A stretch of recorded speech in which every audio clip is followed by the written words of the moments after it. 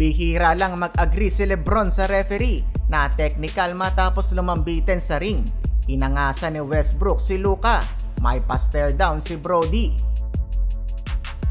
Los Angeles Lakers versus Cleveland Cavaliers. Standing ovation ang bungad ng Cavs para kay LBJ mga idol. Binati din siya ng kanyang former teammate na si Tristan Thompson. Kabisado pa nga ng dalawa ang kanilang handshake. And one kaagad ang panimula ni LeBron James sa Cleveland. Parang bulldozer na naman kung umatake si King James. Napaplex pa ng muscle. Ganda naman ang cut ni Max Christie para sa kanyang two-handed slam dunk. Hindi pa tapos si LeBron, si Mitchell naman ang kanyang binundol sa fast break. Yun nga lang na headbutt si LBJ ni Mobley. Nahilo doon si LeBron. Kita pa nga na tumulo ang dugo sa kanyang ilong. Pinagpag lang to ni King James at lumaro pa din. Bumida naman si Mitchell para sa Cavs, scoring 13 points sa first quarter. Nanguna naman sa Lakers ang magic bunot na si Max Christie with 7 points. Ed ng quarter abante ng 5 ang Cavs, 40-35. Second quarter, bumida ang second unit ng parehong kupunan. Solid minutes para kay George Niang ng Miami. Habang naasahan ng Lakers ang kanilang mga big man na sina Christian Wood at Jackson Hayes na leading scorer pa ng Lakers with 10 points.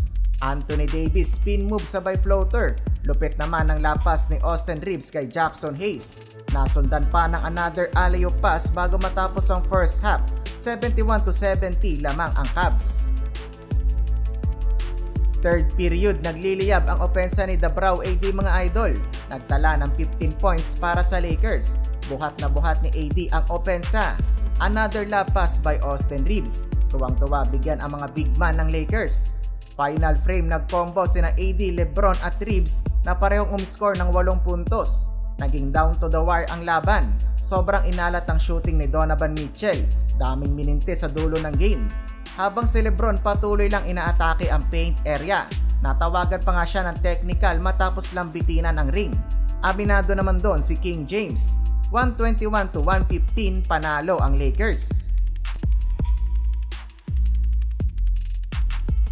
Dominant performance naman para sa Clippers matapos nilang tambakan ng Mavericks 107-88. Inangasa ng gusto ni Brody Westbrook etong si Luka Doncic.